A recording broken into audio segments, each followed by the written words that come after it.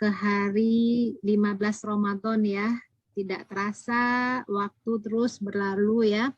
Dan kita tidak tahu juga ya sampai berapa lama Allah masih memberikan kita kesempatan untuk mencicipi hidup di dunia ini, bertemu Ramadan lagi.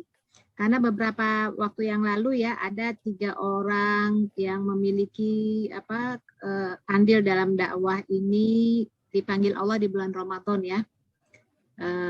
Ustadz Untung, Ustadz Suryama, dan Ustadz Syukri ya. Artinya orang-orang masih banyak lagi sih ya, para ulama, para asatid ya yang dipanggil Allah. Tapi yang luar biasanya itu adalah ketika Allah anugerahkan dipanggil itu di bulan Ramadan ya.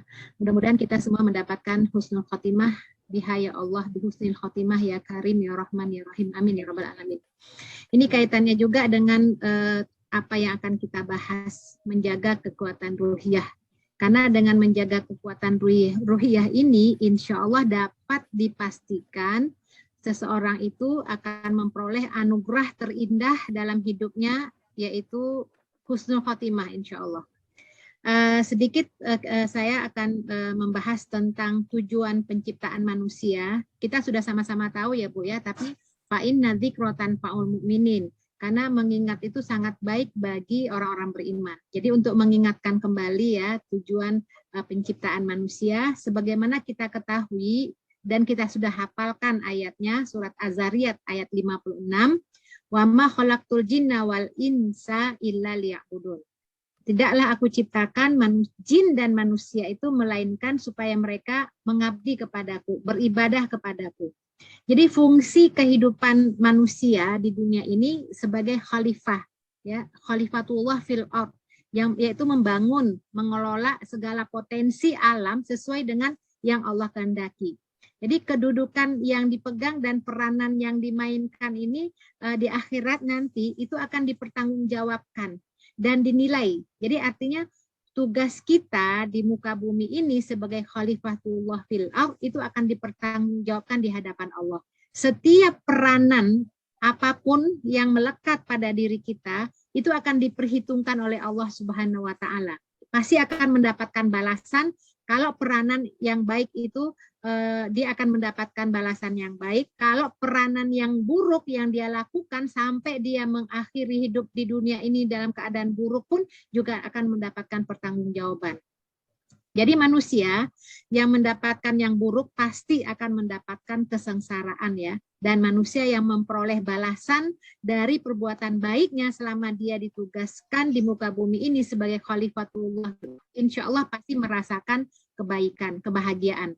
Jadi inilah fungsi manusia dalam kehidupan ini untuk menjalankan peranan dengan sempurna ya. Dan mudah-mudahan kita mampu ya membawa peranan kita ya, apakah sebagai seorang ibu, seorang istri, seorang anak, seorang hamba Allah ya, seorang anggota masyarakat ya. Mudah-mudahan kita menjadi hamba Allah yang ditingkatkan, dinaikkan derajatnya di sisi Allah ya. Jadi ini semuanya kita sebagai manusia tentu saja kita sebagai makhluk hidup ya, sebagai manusia itu ada jasad ya, ada ruh. Jadi di diri kita ini ada jasad, ada ruh ya. Nah di jasad kita nih Bu, kalau yang orang meninggal tuh sebenarnya mereka tuh nggak meninggal, yang nggak ada tuh jasadnya aja, yang udah meninggal tuh kan bangkai ya, nggak ada ruh ya. Nah jasad itu sendiri jasad kasar nih, badan kita nih yang selalu kita pakai bedak, kita mandiin, kita bersih-bersihin itu kan jasad kasar. Itu namanya raga. Nah, yang tampak ini nih jasad kita, jasad kasar ya. Nah, sementara jasad halus, kita juga punya jasad halus, itu jiwa. Cuman nggak kelihatan ya Bu ya. Artinya ada di mana ya? Misalnya gini, kan kalau mata itu kan memandang ya. Ada basor, ada nator ya. Misalnya memandang dengan mata hati kan memandang kan beda itu jiwa itu. Nah jiwa itulah yang gaib kita nggak bisa. Jadi mata itu kan zohir, jasad kasar kan itu kan gaib.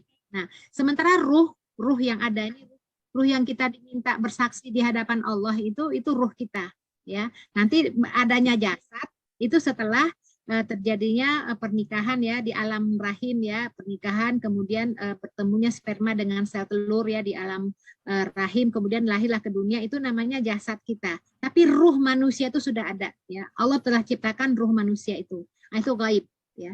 Jadi kalau orang meninggal, jasadnya dipisahkan ruh dengan jasadnya jadi bangkai, ruhnya yang ada ya. Ya, di alam barzah itu kan semuanya tuh ruh.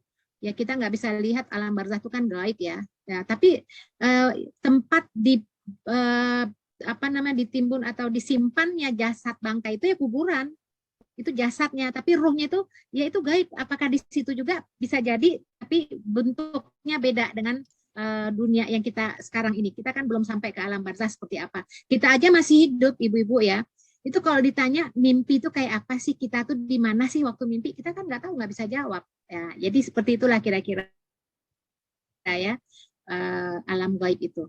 Nah, jasad kasar itu raga ya. Itu ada otak ya, otak yang di sini nih itu alat pikir jasad ya, otak itu ya, itu alat pikir jasad ya. Nah, ada indranya, mata, telinga, hidung, lidah, itu tuh indranya. Nah, itu ada darah ya, darah yang mengalir ke seluruh tubuh. Nah, sedangkan jasad halus itu yang namanya jiwa, itu akal. Akal tuh alat pikir jiwa. Nah, kita ditanya akalmu di mana? Kadang-kadang kita rancu ya, Bu ya. Akal tuh sama dengan otak, otak sama dengan akal. Padahal beda loh. Ini berakal dong. Akal nggak di sini. Akal itu di mana Kak? Akal Allah alam, ada menyebutkan di hati ya, Allah alam bisawab ya. Tapi di sini para ulama mengatakan ya hati. Jadi bedakan, kalau hati itu jangan samakan hati persepsi jasad dengan hati persepsi jiwa.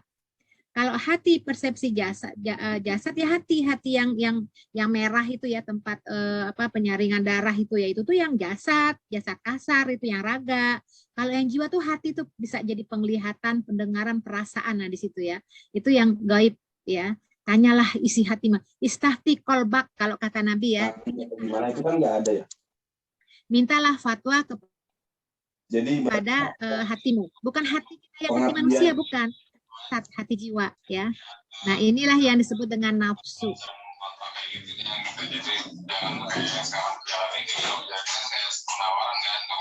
Mbak Rohma bisa diunduh nggak Mbak Rohma? Apa aja hak kewajibannya itu yang maksudnya mulai sekarang itu. Ya.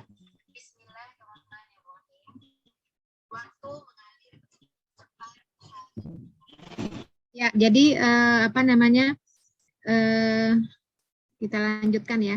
Jadi ibu-ibu mudah-mudahan kita paham ya, memahami semua ya tentang perbedaan jasad kasar dengan jasad halus ya, raga dengan jiwa, kan jiwa raga kami itu ya. Nah, itulah darah dan nafsu ya. Nah, ini fisik manusia lah, tentang manusia itu sendiri ya. Kita ini sedikit aja Bu ya untuk apa namanya pembahasan tentang diri kita sebagai manusia. Nanti kita akan bahas tentang ruhiyah, karena kita kan bahas ruhiyah. Kekuatan, menjaga kekuatan ruhiyah.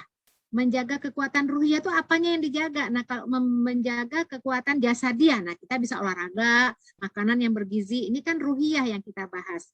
Maka oleh karena itu kita butuh keseimbangan ya. Keseimbangan itu adalah kebutuhan kita. Keseimbangan diri kita ini ya, keseimbangan itu adalah kebutuhan kita ya. Jadi kita ini manusia nih, kita adalah manusia.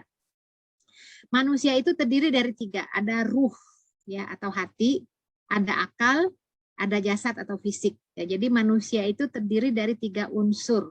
Ya, 3 unsur yang memiliki asupan yang harus dipenuhi sebagai kebutuhan dasar itu ya. Itu ruh, hati, akal, jasad, fisik itu tuh memang harus kita butuhkan ya.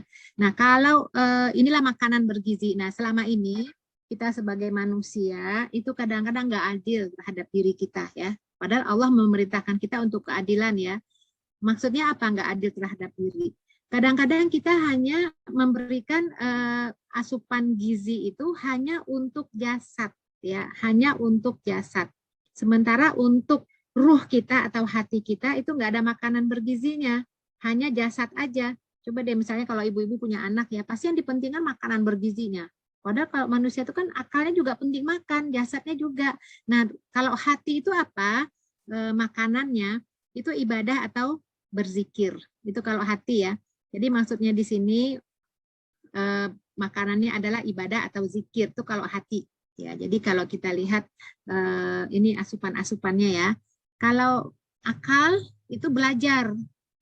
Kalau asupan yang bergizi jasad, makan dan minum. Nah, ternyata kita ini lebih banyak memikirkan ya, mencari bagaimana makanan bergizi untuk jasad itu terpenuhi. Sementara untuk akal ya belajar, menuntut ilmu, kemudian untuk ibadah dan zikir. Mudah-mudahan di bulan Ramadan inilah tercover semuanya kekurangan gizi ruhiyah kita ya. Di bulan Ramadan ini Allah berikan anugerah kita memperbanyak makanan ruhi, sementara kita mempersedikit makanan jasadi. Nah, inilah yang dinamakan nikmat. Kalau tiga-tiganya ini dipenuhi, ya, nikmat zahir dan nikmat batin. Ya, jadi apa namanya, wa asbago ilaihim ni'amahu zahirata wa batinah. Allah berikanlah kenikmatan zahir dan kenikmatan batin. Inilah kalau terjadi keseimbangan ya. Dan dialah yang telah meletakkan keseimbangan. Allah tatugau fil mizan wa aqimul wazna bil qisti wa la tukhsirul mizan.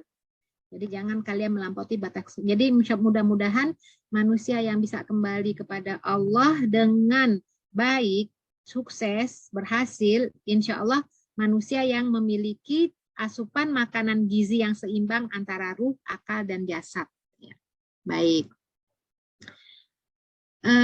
Ibu-ibu yang dirahmati Allah, ini ada beberapa ya surat, misalnya surat Al-Hajj ya. Afalam yasiru fil ardi fatakuna lahum qulubun yaqiluna biha aw adhan yasma'una biha. Fa innaha la ta'mal absar walakinna ta'mal qulub. Ini kalau orang-orang yang enggak punya keseimbangan dalam tubuhnya, dalam jasadnya, maka di sini Allah katakan, maka apakah mereka tidak berjalan di muka bumi ya. Lalu mereka mempunyai hati yang dengan itu mereka dapat memahami, atau punya telinga yang dengan itu mereka dapat mendengar, karena sesungguhnya bukanlah mata itu yang buta, tapi yang buta ialah hati yang ada di dalam dada. Nah, ini maksudnya ayat ini memperlihatkan bagaimana keseimbangan itu perlu ada. Jadi jangan hanya fisik jasad saja yang diperhatikan, perlu ada sisi asupan gizi dari akal ya, dari ruh kita sendiri ya. Ini contohnya ya. Wama ubarri'u nafsi innan nafsa la'ammaratun bisu'i illa ma rahima rabbi. Dan aku tidak membebaskan diriku dari kesalahan kecuali nafsu yang selalu menyuruh kepada kejahatan, kecuali nafsu yang diberi rahmat oleh Robku. Nah, jadi Robku Maha Pengampun lagi Maha Penyayang. Ini yang terkait dengan tingkat manusia. Wa natba'u ala qulubihim fahum la yasma'un. Kami kunci mati hati mereka sehingga mereka tidak dapat mendengar pelajaran lagi ya. Jadi ini kondisi manusia itu berbeda tingkat asupan gizi dalam tubuhnya ya.